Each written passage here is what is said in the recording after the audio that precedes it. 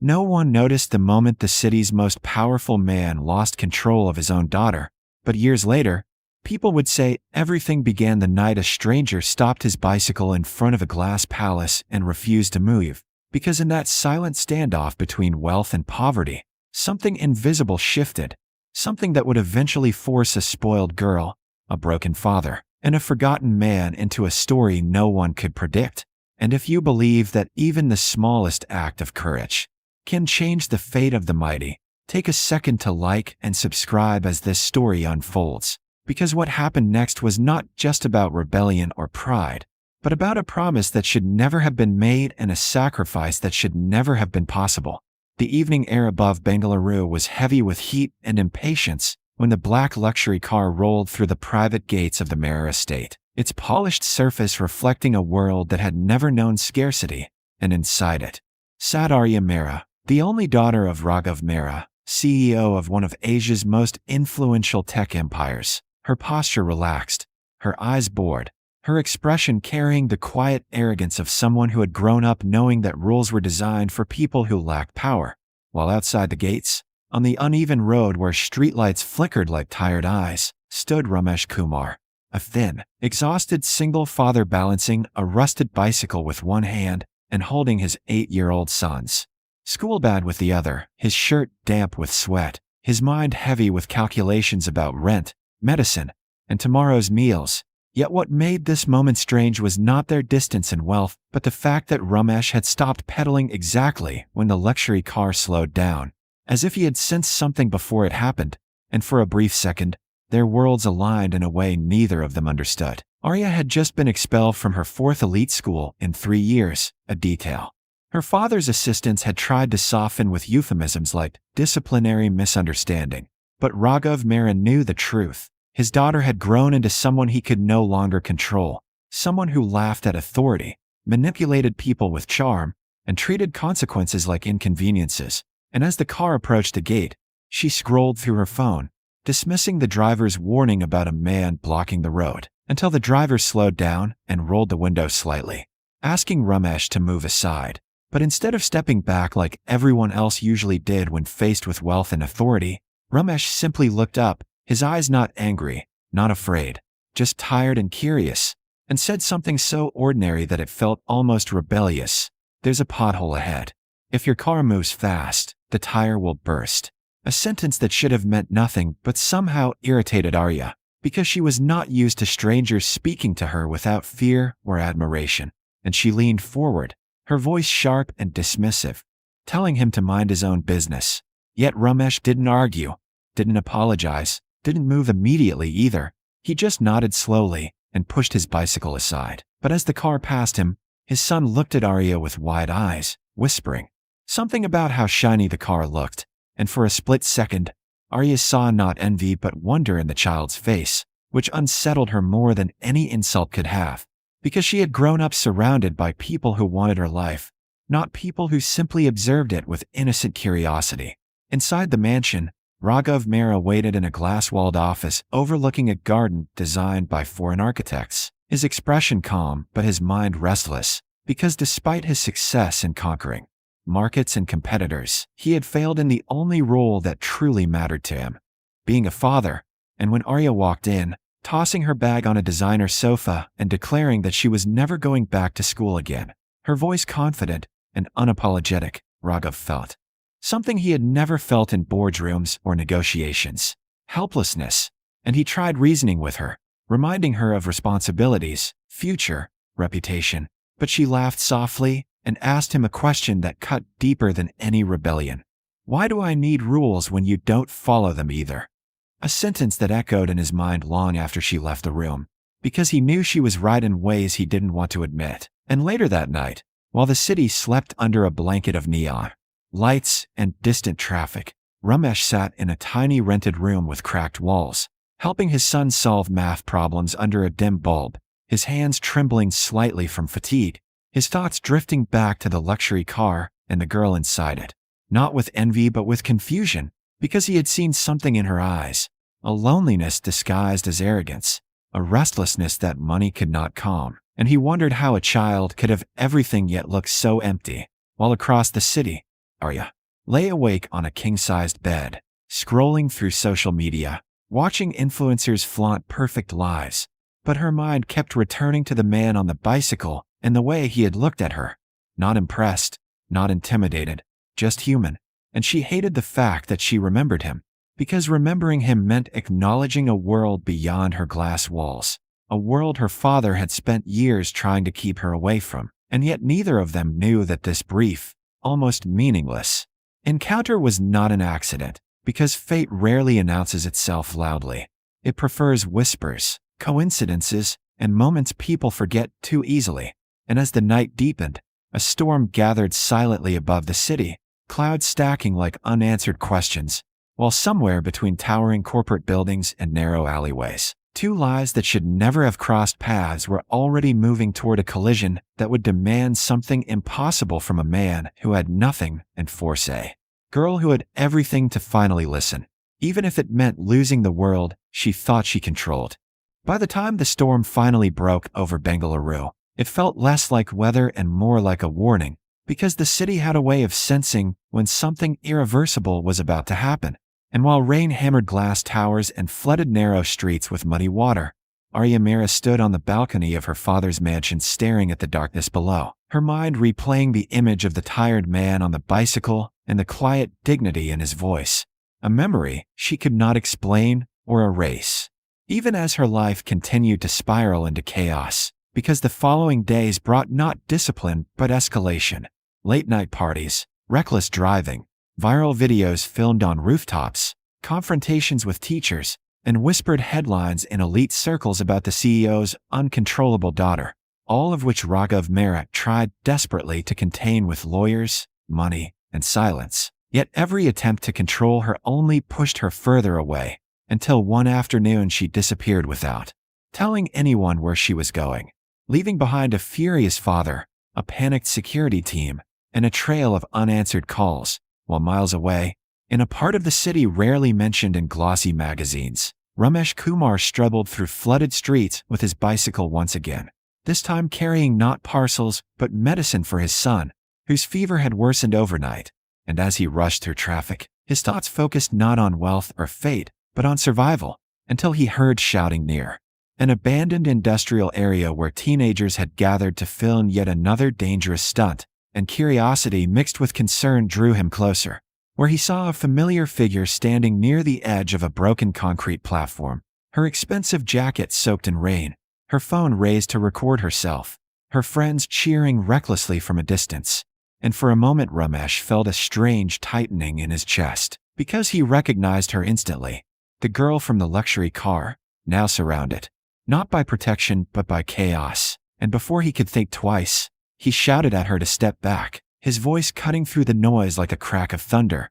But she turned toward him with irritation rather than fear, asking who he was to tell her what to do. And in that instant, lightning split the sky, revealing the dangerous cracks in the platform beneath her feet, a detail her friends had missed in their excitement. And as she laughed dismissively and took another step backward for the perfect camera angle, the concrete gave way with a violent sound, sending her stumbling toward a dark pit filled with rainwater and debris, while her friends screamed and scattered in panic. And Ramesh dropped his bicycle without hesitation, running forward with a speed that surprised even himself, grabbing her wrist just as she slipped, the force of her fall nearly pulling him down with her. And for several terrifying seconds, the two of them hung between safety and disaster, her fingers slippery with rain, his muscles burning as he fought gravity, until he managed to pull her back on a solid ground, collapsing beside her as rain continued to pour, while Arya sat frozen, her heartbeat louder than the storm, her phone forgotten, her friends silent and pale, because in that moment she realized how close she had come to something far worse than humiliation or rebellion. And she looked at Ramesh not with arrogance, but with shock, as if seeing him clearly for the first time. Yet, instead of thanking him, she stood up abruptly, embarrassed by her own vulnerability, accusing him of interfering and ruining her video, her words sharp and defensive. But Ramesh did not argue. He simply looked at her with a mixture of frustration and sadness, and said quietly, "Sometimes being safe feels insulting to people who never learned how to fall." A sentence that struck her harder than any scolding from her father ever had, and before she could respond, her friends dragged her away, leaving Ramesh alone in the rain, soaked, exhausted, and late for the medicine his son needed. While later that night, as Arya sat in her room replaying the incident, she felt something unfamiliar stirring inside her. Not gratitude, not anger, but confusion, because the man who had saved her had not asked for money, recognition, or praise, and the man who had everything in her world, her father, had never risked anything for her in the same way. And meanwhile Ramesh returned home to find his son shivering with fever, the medicine delayed, the landlord knocking angrily at the door for rent, and the weight of responsibility crushing him.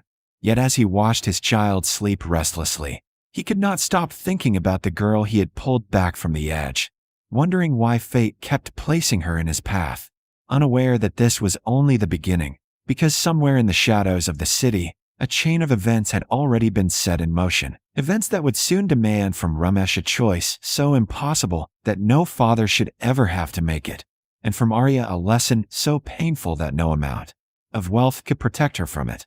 The night the impossible happened, the city was unusually quiet, as if even the streets sensed that something irreversible was about to unfold.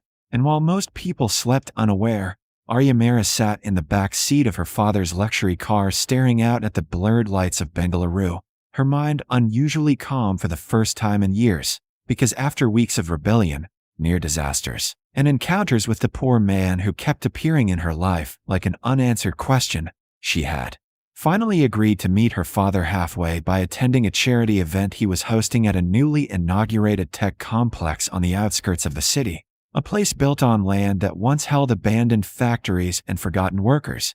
And as the car entered the massive glass compound surrounded by security and flashing cameras, Arya felt something strange in her chest.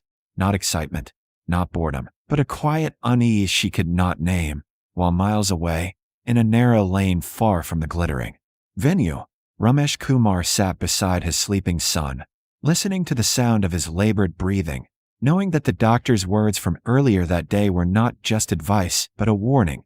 The boy needed urgent surgery, and without it, his chances of survival were dangerously low, yet the cost was so high that even a lifetime of honest work could not reach it. And as Ramesh stared at the hospital papers in his trembling hands, he felt the crushing realization that love alone could not save his child, just as he had once saved a stranger's daughter without thinking. And it was this cruel irony that followed him when he stepped out that evening to deliver his last package of the day near the tech complex, unaware that fate was pulling him once again toward the same girl. Inside the venue, everything sparkled. Crystal chandeliers, speeches about innovation, applause from powerful people who spoke about changing the world without ever touching its pain. And as Raghav Mehra addressed the audience, Arya watched him with a new kind of awareness, noticing how effortlessly he commanded respect, how confidently he spoke about responsibility and future generations. And for the first time, she wondered whether his world had ever taught him how to be a father rather than a leader. But her thoughts were interrupted when a sudden tremor shook the building, at first so slight that most guests assumed it was technical malfunction, until a second violent shake cracked glass panels and triggered alarms, because a massive electrical explosion had occurred in the lower levels of the complex, sending smoke through ventilation shafts and plunging parts of the building into darkness. And within seconds, panic erupted. People screamed, security teams rushed blindly, elevators stopped working, and emergency exits became overcrowded, while Arya, separated from her father in the chaos, found herself trapped on an upper floor where smoke thickened with every breath, her phone useless, her confidence dissolving into fear. And as she ran through dim corridors searching for an exit, she suddenly heard a familiar voice shouting her name, a voice that did not belong to any guard or friend, but to the man she never expected to see again, because Ramesh, who had been delivering a package near the complex, had rushed inside when he saw smoke rising, not because he understood the danger, but because he recognized the name of the company on the building and felt an inexplicable dread.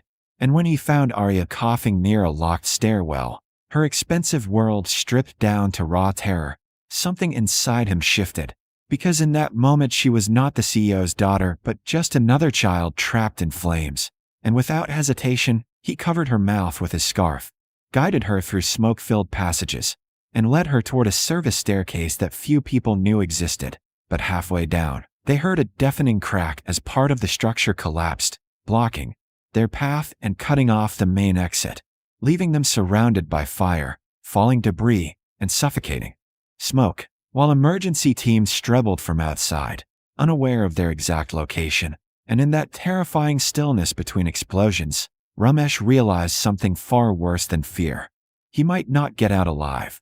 And as Arya looked at him with tear-filled eyes, her voice shaking as she begged him not to leave her, he thought not of himself, but of his son waiting at home, of the surgery he could not afford, of the promises he had made and might never fulfill, and for the first time in his life, he faced a choice so cruel that no morality could soften it. If he tried to find another route alone, he might survive and return to his child, but if he stayed to protect Arya through the collapsing building, he might lose everything, including his life. Yet after a moment that felt like eternity, he did not run, did not hesitate, did not calculate. He lifted a fallen metal beam with shaking hands, created a narrow opening through the debris, and guided Arya forward, shielding her from falling sparks with his own body, crawling through heat and smoke until they reached a maintenance tunnel that led outside. And when firefighters finally pulled them into fresh air, Ramesh collapsed on the ground, his lungs burned, his body injured, his fate uncertain, while Arya knelt beside him crying uncontrollably, because for the first time she understood what it meant when someone risked everything without expecting anything in return. And in the days that followed, the city celebrated the miraculous rescue. The media praised the bravery of an unknown man, and Raghav Mehra, shaken by the near loss of his daughter, visited Ramesh in the hospital not as a CEO, but as a father, silently listening as doctors explained the severity of his injuries and the condition of his son. And it was then that something rare happened in the world of power. Raghav Mehra did not offer charity, he offered partnership, funding the boy's surgery, securing Ramesh's future employment, and publicly acknowledging him not as a poor delivery man, but as the man who had saved his daughter's life. Yet the greatest change did not happen in boardrooms or headlines, but inside Arya, who began visiting Ramesh's son, sitting beside his hospital bed, listening to his stories, helping him with homework, and slowly shedding the arrogance that had once defined her, because she had learned a truth no luxury school could teach, that real strength is not found in control, but in sacrifice. And years later, when people asked what changed the CEO's daughter, she never spoke about explosions or fear. She spoke about a poor single father who chose to save a stranger instead of himself, and in doing so, taught her how to finally listen, not to power, not to privilege, but to humanity.